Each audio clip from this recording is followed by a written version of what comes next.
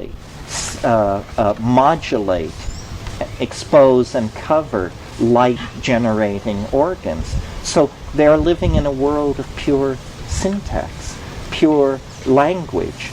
And I maintain that, there's been much speculation about telepathy, but we have generally tended to imagine that telepathy is a situation where you hear what I think. I hear what you think. This whole animal model drawn from the octopi suggests a different way of thinking about telepathy. You see what I mean. I see what you mean. And interestingly, we do have an organ which very imperfectly has evolved toward approximating this. We have what are called faces. Other animals don't have faces.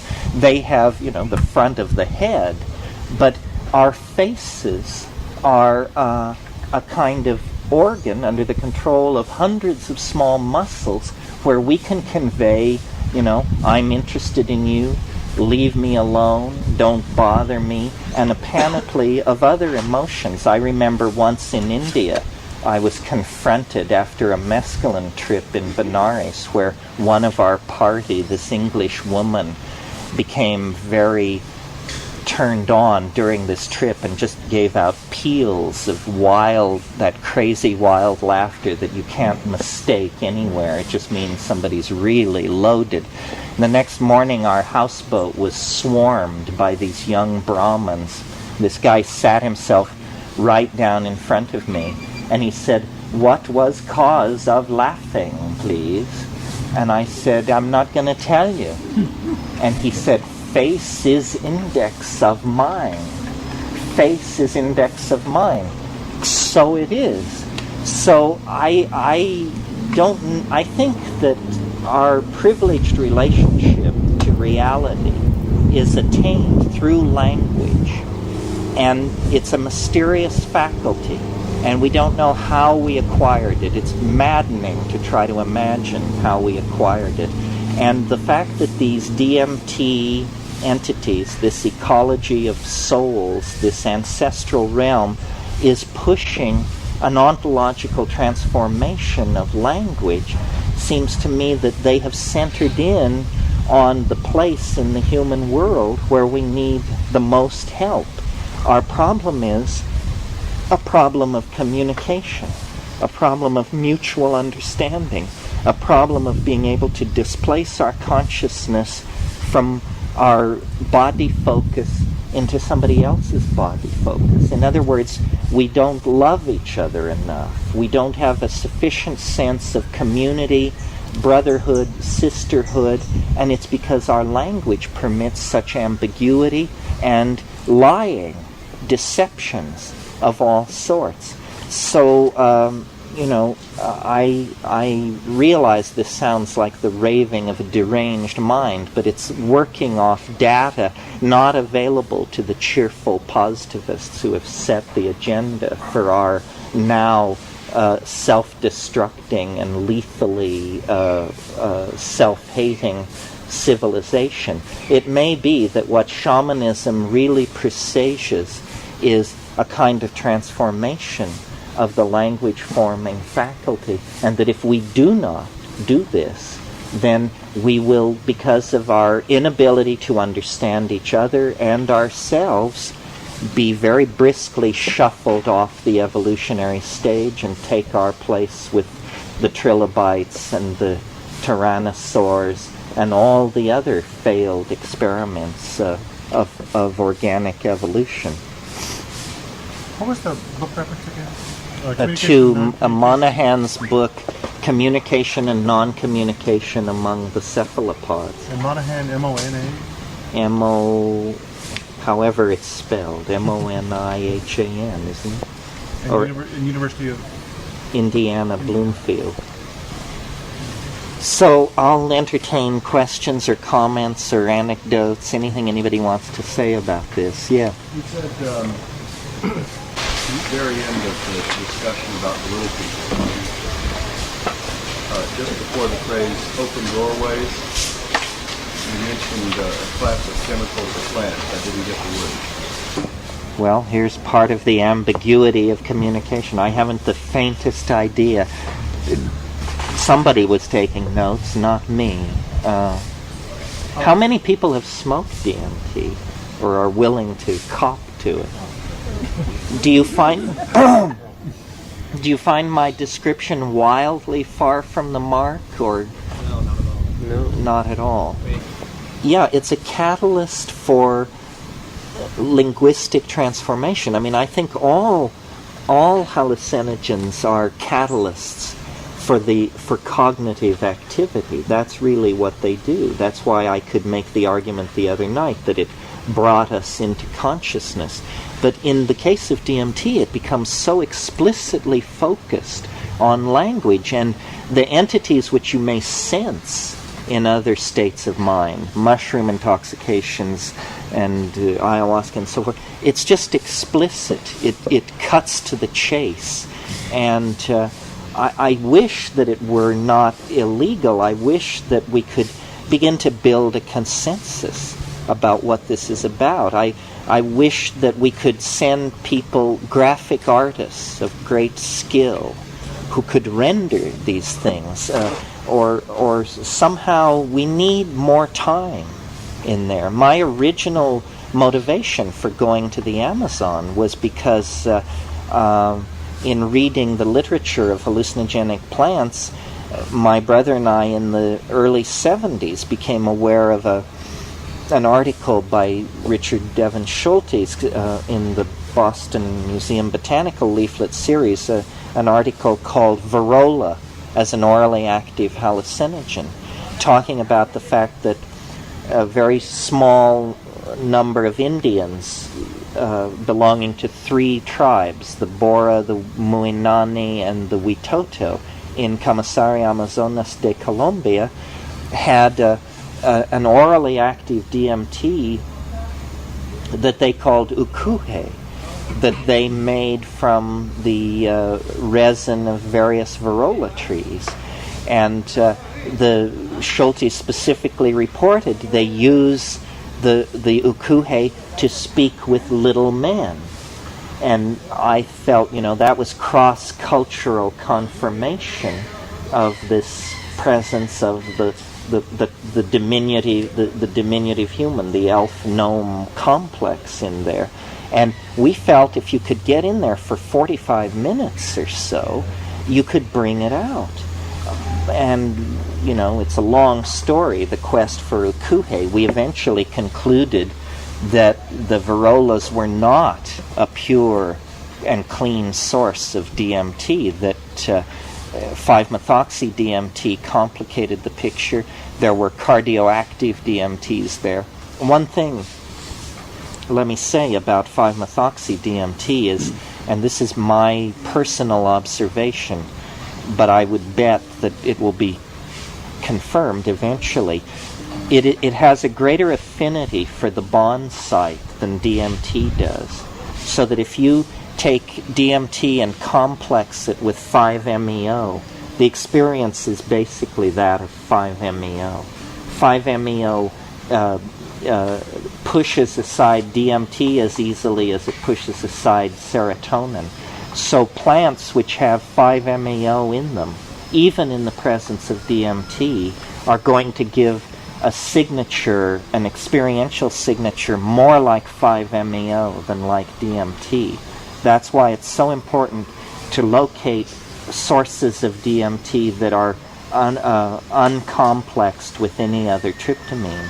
That's why Psychotria viridis is such a superb admixture for ayahuasca, because when you look at the HPLC readouts on Psychotria viridis, it is basically pure DMT, and I think that's very important. I don't know what the signature is on these grasses. I'm sure Jonathan does. Are there pure DMT sources there? So that makes it very exciting. You get a complex with tryptamines in small amounts because they're biochemical precursors. But in terms of its interest, it can't come close. I mean, from my experience, and I think most people who've done it would agree with this, is 5-methoxy-DMT is an enormous oceanic emotion. It's wordless, it's vast, it's not easily described. It isn't full of content, where the DMT is just jammed with content, objects, machines, entities, perceptions. It's an incredibly busy place in there. It's like a Bugs Bunny cartoon running backward at high speed or something like that. Yeah. In terms of prolonging the experience, do you think either smoked or eaten MAO inhibitor, a Syrian rue or something beforehand, pre-treatment, would help extend the experience? It certainly should. I've got such a healthy respect for it that I've sort of lost my taste for this. I'm not sure one could keep hold of one's sanity if it went on very long. It's very hard to get blasé about the DMT flash. Does an MAO inhibitor act in the stomach or in the brain? We'll talk about that tonight. That's a really good question. There's at least suggested evidence that an inhibitor has the anti-DMT effect. It is basically an ayahuasca drug. Which would make it worthless to smoke with. Well, I'll talk about that tonight. The evidence. I used to smoke DMT at the height of LSD trips, not because I had any good chemical theory for doing that. It was just these were the tools I had present at hand. I had a very strange experience once. I used to be years and years ago, I was the manager of a rooming house in Berkeley, and on a particular Thanksgiving vacation, everybody cleared out and went home for vacation, and I stayed, and I took a massive hit of LSD, 600 or so gamma, and at the height of the thing, I smoked DMT and had a very long trip, but typical, just prolonged for maybe twice ordinary length. But then, as it was into the 6th or 7th minute, this woman who I rented to, who I thought was back in Missouri or something, had chosen that moment to come back. And she was a dancer and a theater major and a very wild character. She came running up the front steps of the house and let herself into the house and came right around to my bedroom and started beating on the door. And, I'm the kind of guy, if I'm 600 miles up a jungle river and I'm smoking a joint and I hear a stick break, I immediately hide the dope. I mean, I'm incredibly paranoid. So being at the height of this DMT flash and having this woman pounding on my door, I had some kind of absolute flush of adrenaline, exactly. And I leapt up off the bed and landed on my feet and opened my eyes. And when I opened my eyes, I realized that the adrenaline, the alarm, and the rapid, sudden movement had shattered the ordinary modality of the trip, and that I had carried these things into the room with me. And so now I was in my bedroom. It was full of elves. They were ricocheting off the walls, and what I had carried into the room with me was, among other things, this very peculiar piece of alien machinery, which had a kind of faceted surface on the top of it, and it was clicking. It was making this very dry clicking sound and hovering in the air. I had an elf hanging off each arm, and I was sort of spinning around. I had vertigo, I suppose. But this machine that was spinning in the room, every time it would click, a plastic chit, a piece of plastic slightly about this big and vaguely triangular, would be thrown off this machine, and each chit had an alien letter embossed on it.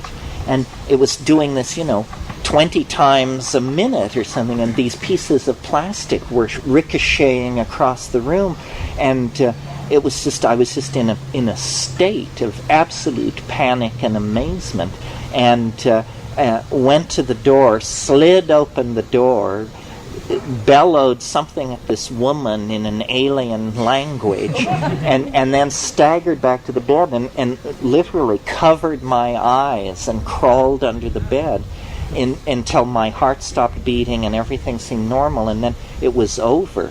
But it was very weird to have the assumption of, the DMT trip is behind closed eyelids, it's confined in mental space, to have it break into three-dimensional reality like that. Yeah. So what's the reference for DMT in dream states? You mean, why do I think it's like dream states? Well, that at a certain period that's the peak amount of DMT in your system. I think this was a group around a guy named Christian or Christensen who published in the early 70s, who were at the University of Alabama. They did a fair bit of work studying. See, it was originally thought, or not originally, but early on in the psychedelic era, there was this search for the imagined schizogen. They thought that they were going to find a chemical in the blood of schizophrenics which would explain schizophrenic delusion and hallucination, and naturally DMT was focused in on. But this never came to anything.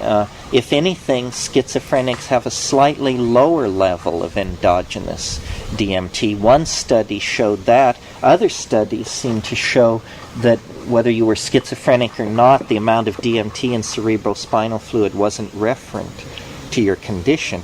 Of course, they mess with schizophrenics because they give them all kinds of drugs to suppress symptoms. Very few psychiatric residents have ever seen an untreated schizophrenic, So it's ambiguous, but I think the search for the schizogen has been pretty much abandoned of late.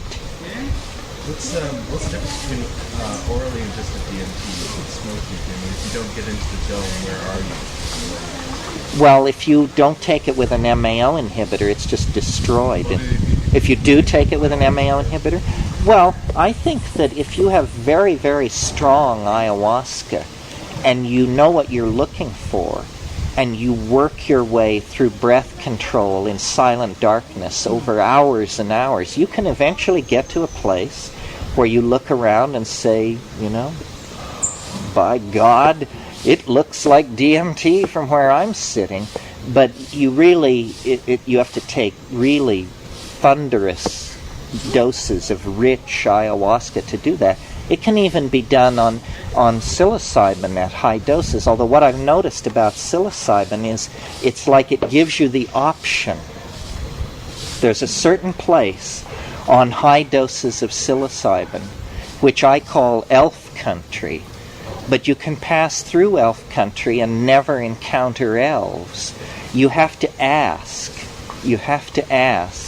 And, it's absurd, but I always tell the same story. If you say, how do you get the elves? Well, there's a wonderful episode of I Love Lucy where she's talking to Ethel about flying saucers. She says, I talk to the flying saucers all the time. And Ethel says, how do you do it?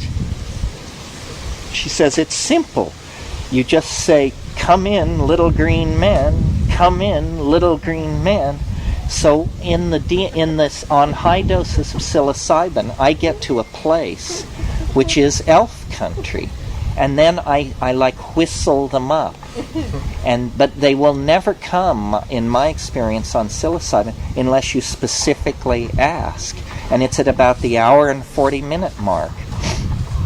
And the way they come is they come like a Nepali marching band. It starts out like far away and musical, the tinkling of bells, the sound of yellow brass, and then it gets closer and closer, and as it gets closer, it begins to crowd the visual field, and the acoustical levels go up. Finally, it's all around you.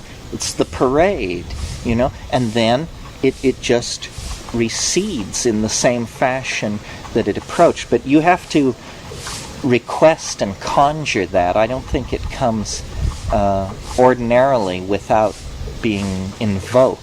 What's the landscape like at that point? I mean, an hour and 40 minutes at a high dose, and I think I'm very aware.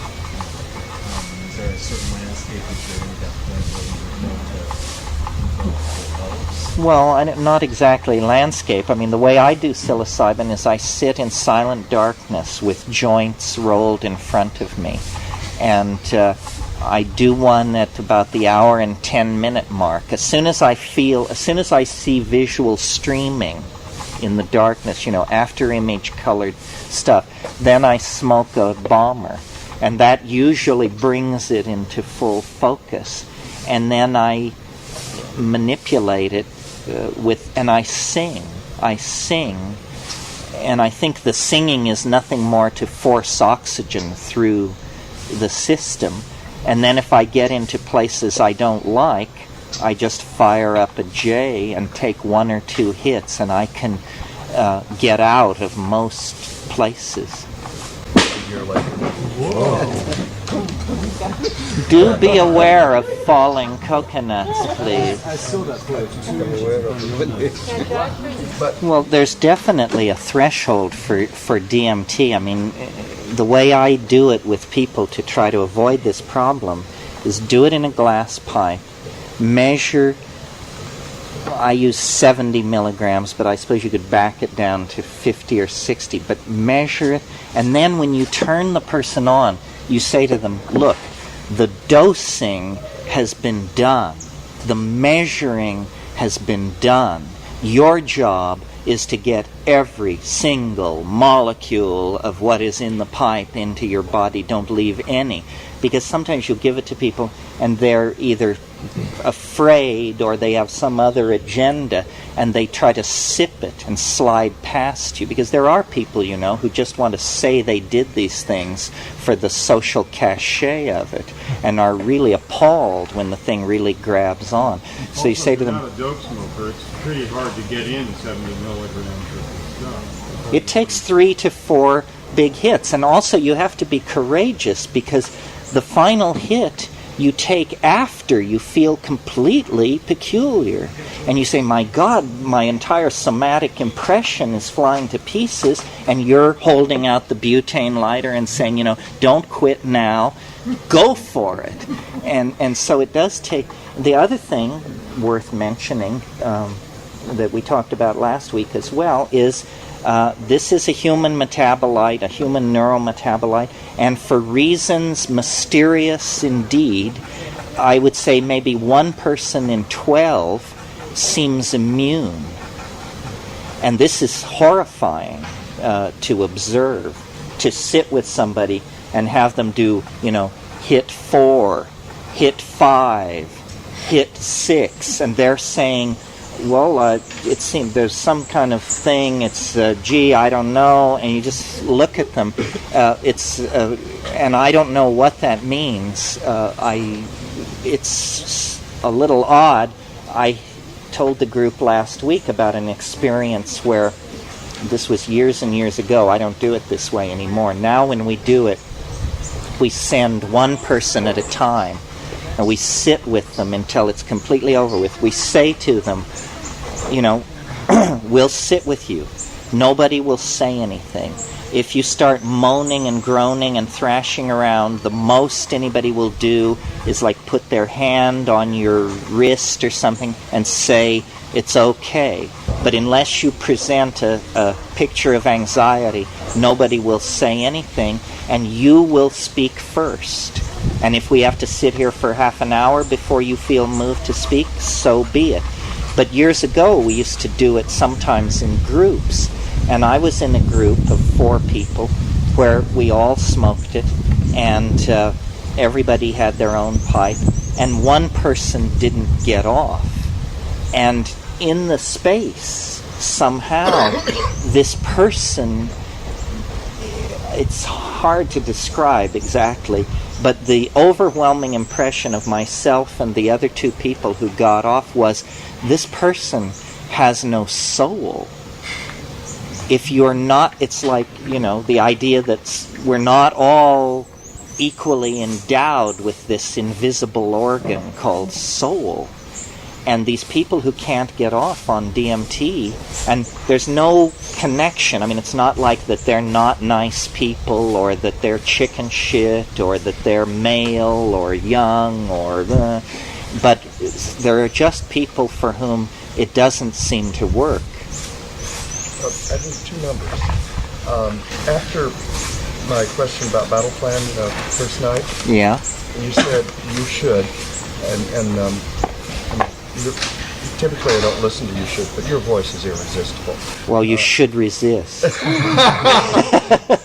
I didn't get, you said you should take, and you mentioned the quantity of mushrooms. What was that quantity? 5 dried grams is where the game begins for a 145-pound person. I mean, obviously, if you weigh 90 pounds, you proportionately adjust that. But I think doing low doses of psilocybin is really a mistake. I think doing low doses of anything is a mistake. What's that in fresh mushrooms? 50. 50, okay. And the ayahuasca or Syrian root? Jonathan, I think, said 2 grams. Yeah, we'll talk about that tonight. Okay. Can you describe the pipe for some of us who are here? The pipe, yes, the pipe. That's a good question. You can do it in a straight pipe, a straight glass pipe which has been blown into a bubble at the end. I hate to say it, but a crack pipe or a hash oil pipe, but far better. The problem there is that DMT, before it vaporizes, it liquefies, and if you're not a experienced user and you're really going for the money, it's possible to pull the hot liquid DMT into your mouth, which is a real come down. So the better thing to do is a pipe which looks like this. Glass, the tube comes out, then put a U in it, and then the glass bulb. You can't pull the hot DMT over the U. The other thing is, when you vaporize the DMT, it gives off a white smoke. So the style is not this, not at all, because the diameter of the pipe is very narrow. What you do is you hold it out, and with a butane lighter, which has a hotter flame and won't smudge the bottom of the glass bulb, so you can still see what's going on, you melt it. And after it has melted, it will begin to vaporize this white smoke. And then you do it like this.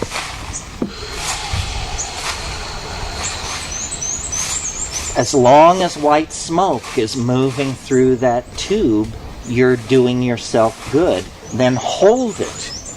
And then hold it as long as you can. Then exhale it. Then do the second toke. But you sip it slowly and steadily. Just keep that white smoke moving through. That's the way to do it. Another smoking technique, you can get a automobile cigarette lighter element and mount it facing upward with a push button. Then you get about an 1/8 teaspoon, stainless steel 1/8 teaspoon, cut off the stem side so you have a little tiny stainless steel bowl. Put that on the element. You may want to raise it up just a little bit, maybe with a piece of wire or something to get the right amount of heat there. That's the vaporizer. Then use a funnel, glass funnel, held over the top. Well, I really think, though, that, this is just anecdotal, and maybe other people here have an opinion, but I think it's important to pyrolyze it. That it's very good, once the white smoke is moving through the thing and you've liquefied the dose, to move the butane flame up so that it actually lips inside the bowl. Because I don't know why this is, but the pyrolyzed DMT seems to me to be more effective. It's harsher, I think. It's harsher, but it's more bang for the buck. You might be adding hot air to it to keep it in That's vapor going to be careful too. longer. You draw a lot of hot air into your lungs. Yeah, you just want to sip it. It's the diameter of the pipe doesn't allow for the huge gulp as on a hubbly bubbly. You just want to keep that white smoke moving in. Yeah. Yeah, I tell people to exhale. So you're holding the pipe, and you say to them as you strike the butane lighter, you say blow out. So they go.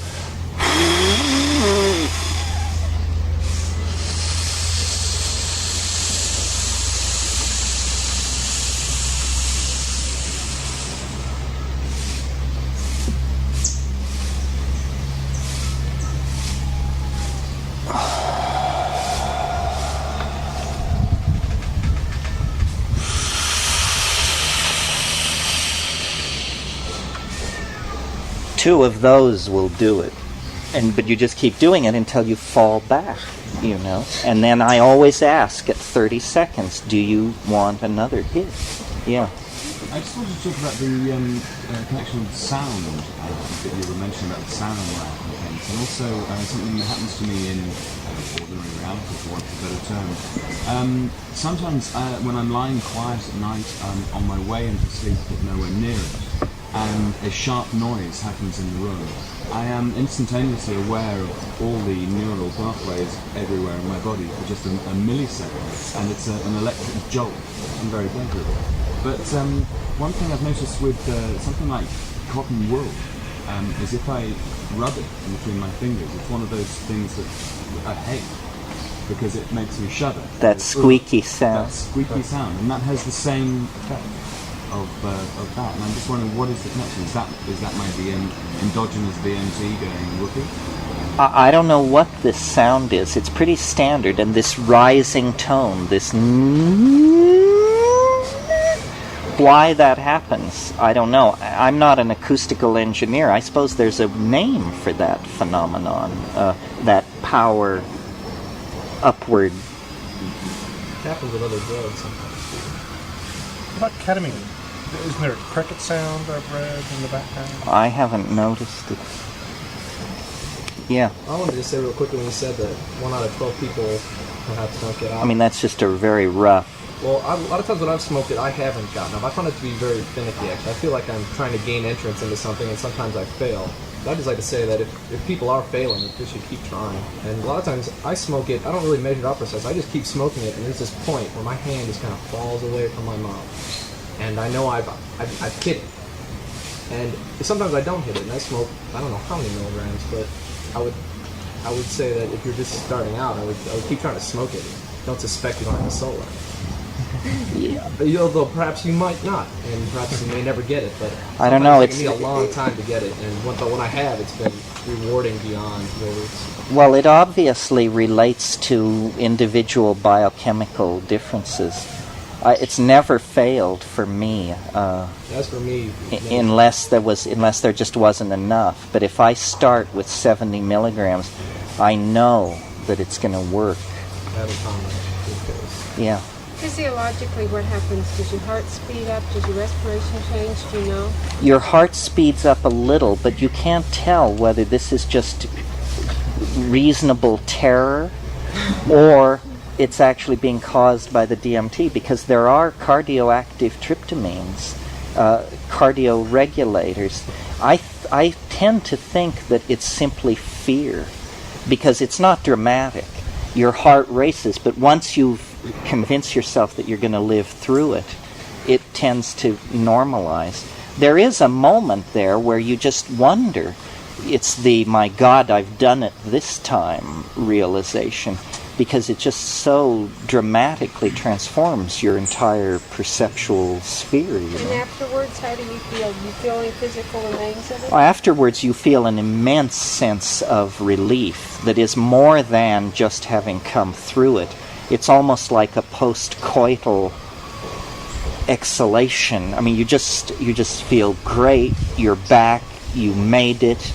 You've still got it in front of you a little bit, and you just feel wonderful. And then 10 minutes after that, you feel exactly the way you felt before you did it. It's amazing how some people say they have headaches and this and that, but I haven't experienced that. To me, it seems like you just return to the baseline of consciousness with incredible rapidity. Yeah. Have you experienced or explored in any way a relationship between what you described as the mushroom entity and these elf-type entities? Have you seen any overlap? Well, the psilocybin entity is a voice, an informing logos. It's very rarely something I see, where the DMT things are, and it speaks English, and addresses my concerns, or sometimes addresses my concerns. The DMT entities speak in this glossolalia, and the feeling is one of, I talked about the circus on one level.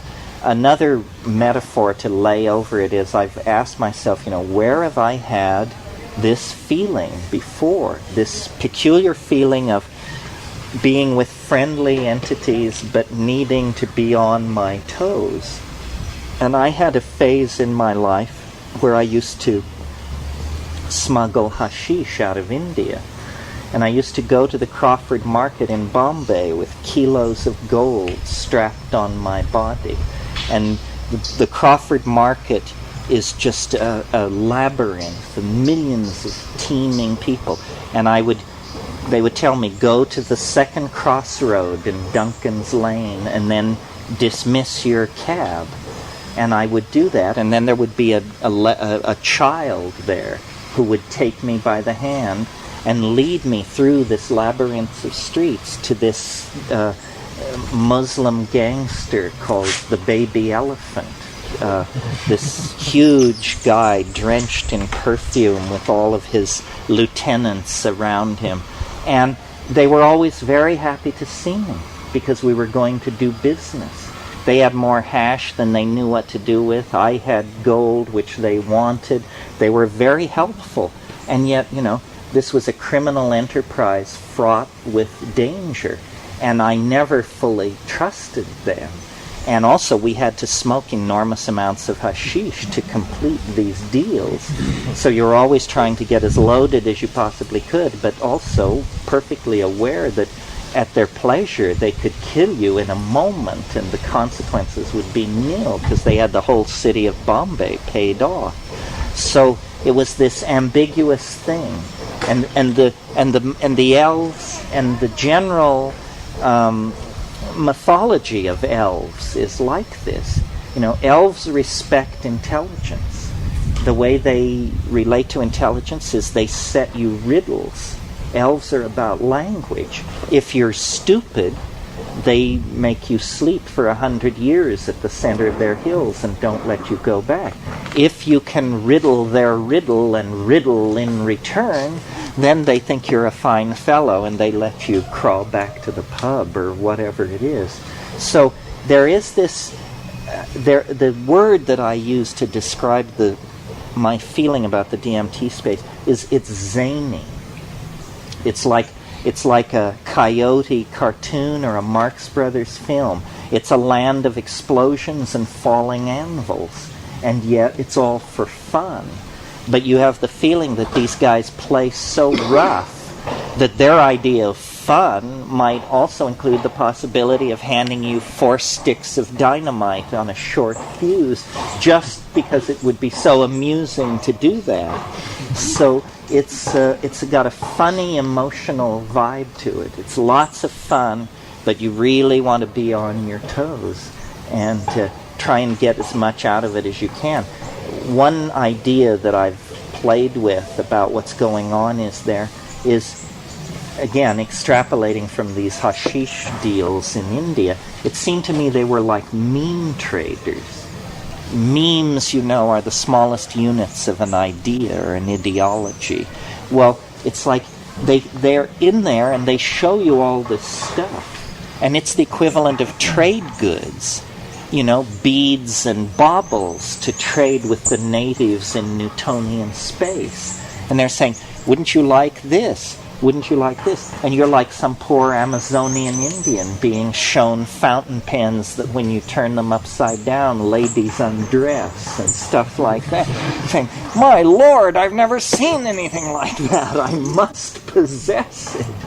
But what we have that they want, I'm not sure what it is we can offer them. Yeah. Do you feel like if you were less on your toes than you should be, you would be in any danger? I mean, you also said at one point that you felt tremendous affection from them as well. So presumably they're going to take care of you to some extent,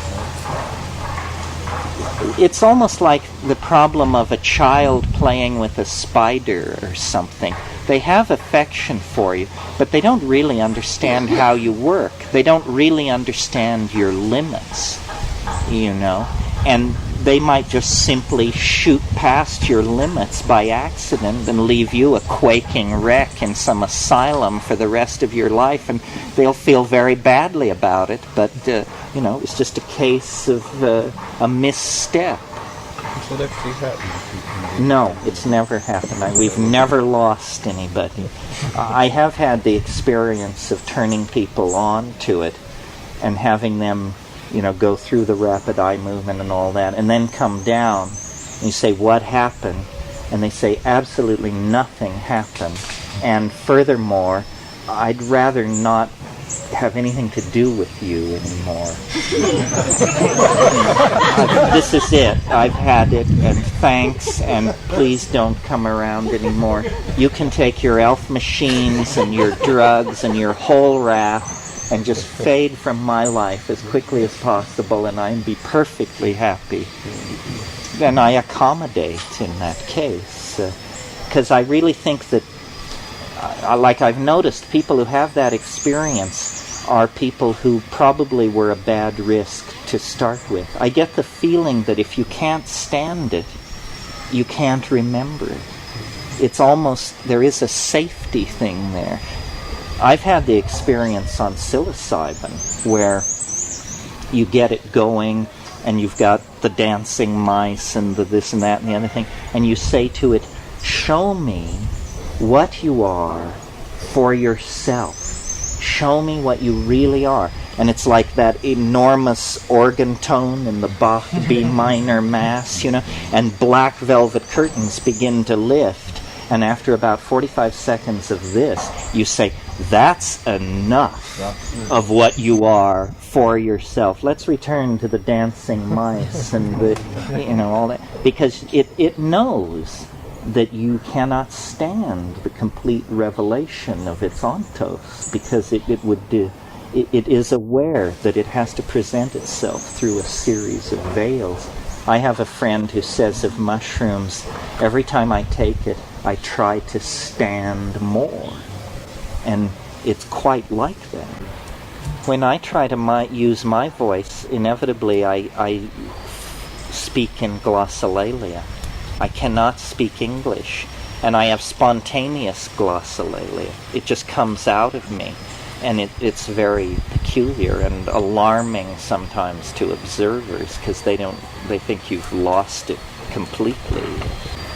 But my hope is that through ayahuasca analogs and the spreading knowledge of these new botanical sources, and by inspiring biochemists, and generally by just getting this out of the closet, that we'll begin to form a consensus. I mean, I've been all over the world, dug into all kinds of strange stuff, and this is the weirdest thing this side of the yawning grave, without contest. And yet it appears perfectly harmless, easily accessed if you know the route, and I just don't see how human civilization can continue to operate in ignorance of these places. It's very peculiar that it is so little discussed and talked about. I would place it, well, I think I said the other night about human sexuality. You can hardly get through adulthood into the grave without it confronting you in some fashion or another, because we're enzymatically and hormonally wired to have some confrontation with our nature as sexual beings. But this, which is equally profound and in some ways more, well, I don't know, I mean, more dramatic, millions and millions of people have gone to the grave without ever having it enter their mind that such a thing is possible. So it's like a button on the dashboard of your physiology. And I think we should, it's part of the mystery of who we are, It's central to the mystery of cognition, mind, self-identity, sexuality, the whole 9 yards. And yet probably 95% of the human race never encounters it unless everybody encounters it in the act of dying.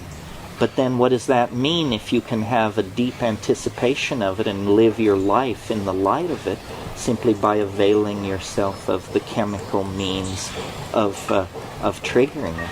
I mean, I think it inclines people toward deep philosophical reflection on the nature of life, time, being, self-identity, language, so forth and so on. It is the one thing that you eventually, around sometime between age 7 and 12, we all become convinced that a certain X factor doesn't exist, that we have to lay it aside with the dreams of childhood, that where we bury the Easter rabbit and Santa Claus, we bury this expectation. Well, then when you smoke DMT, you just say, my God, the world is made of magic. The primary reality is a hidden, magical, unimaginable dimension. So it appears. And yet our entire civilization has been reared in ignorance of this. And we split the atom, sequence DNA, hurl machines outside the solar system, and apparently don't know jack shit about who we are. Bizarre. Yeah. Is there a possibility of, inducing a heart attack with the astonishment? I mean, how much does it affect you physically? I mean, people die of heart attacks during earthquakes and stuff. I imagine if this is so astonishing that... I think that this astonishment thing is potentially dangerous. Mm-hmm. I mean, I think the people who die of heart attacks during earthquakes are nervous, fearful people, and probably nervous, fearful people are not going to belly up to the bar and smoke 70 milligrams of DMT. But I think it's very, very challenging to your expectations about how reality is put together. It's almost like it's like being in a building somewhere and somebody's talking to you about this marvelous drug, and then there's this little glass pipe and so forth, and then you raise it to your lips, and at that moment a 747 smashes into the apartment building and blows it to smithereens. It's much more like an event than any other kind of trip.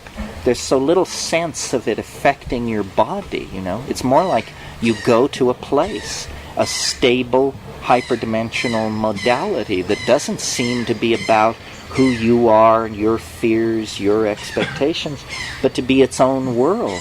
I mean, it raises the question, where are these entities when they're not confronting you in that place? Is it an autonomous world that exists under the aegis of its own physics and its own momentum? Does it spring into existence a millisecond before you arrive on stage? And who knows? Yeah. When you find yourself in this place, are you cognizant of your physical body? Can you look down and see yourself? You're cognizant of your physical body. I mean, I keep my eyes closed, but I breathe. I say, I check everything. Say, I'm breathing. My pulse is normal. My heart rate is acceptable. I'm apparently alive. But the main thing is these things are just pressing in with their agenda. And they don't give you much space or time to adjust. They just say, you're fine, now look at this, do this, watch this, pay attention to this, don't give way to amazement, watch, think, understand, watch, now we're going away, bye-bye, farewell, deja vu. And then there's this telescoping retraction from... I guess Rick Strassman is studying this in New Mexico, and I heard from somebody here that some of the volunteers were trying to find tolerance to it and taking it every hour, and not... They're doing IV injection. Okay. Yeah. It's not smoke, and it's not... I tried to persuade him to let people smoke it, but It seemed to me if you're going to, the raison d'etre for that study was this may become a drug of abuse. It may become a street drug. Well, then shouldn't we administer it the way people will administer it in the underground situation? But they're just so keen on this perfect measurement that they get by injection that they stick with that. I don't think that leads you to the place. Exactly. Well, have you found that you can repeat it if you would want to soon after, or is there a tolerance? No tolerance. No. It won't hurt us to have the kind of hard data you can get by injecting it into the bloodstream without the overall pharmacodynamics. So there's one sure thing about that: you know how much you're delivering to the bloodstream, whereas smoking can only gas, pretty much. But it seems to me with a gravity bong and a vaporization system, you could probably build a system that would blast it into someone's lungs. And they would have no choice, and then you would know. Measure what was not. Yeah, you could measure what was left, subtract it from the total dose, and know exactly what they got. Yeah, that's why I said you should not do it after vigorous exercise. It'll just tear your body and mind to pieces. You want to be, have sat where you're going to do it for 10 or 15 minutes and just be at ease, comfortable and at ease, and then do it. Anything else? Yeah. Is 5-MeO entity substrate for monoamine oxidase too? Yes. It also will be enhanced by monoamine oxidase. So you mean by monoamine oxidase inhibitor? Yes, right. What's smoking? Well, pre-dosing with an MAO inhibitor would prolong a 5-methoxy-DMT trip. That's what I think he's asking. Yeah? What did the Tibetan Lama say anything else?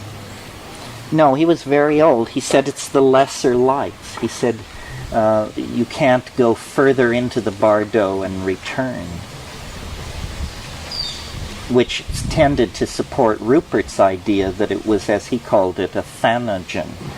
It was something released in the dying in the dying experience. However, near-death experiences don't seem like DMT trips. They seem incredibly mundane compared to DMT trips. Yeah, the tunnel, the beckoning relatives. This is not a description of a DMT trip. It's much weirder than a near-death experience. But perhaps the near-death experience is not nearly as near to death as the DMT. Okay, well, if no one has any further comments, I think we can call it a morning. Thank you very much. I hope you will all check into this and build your own models of it.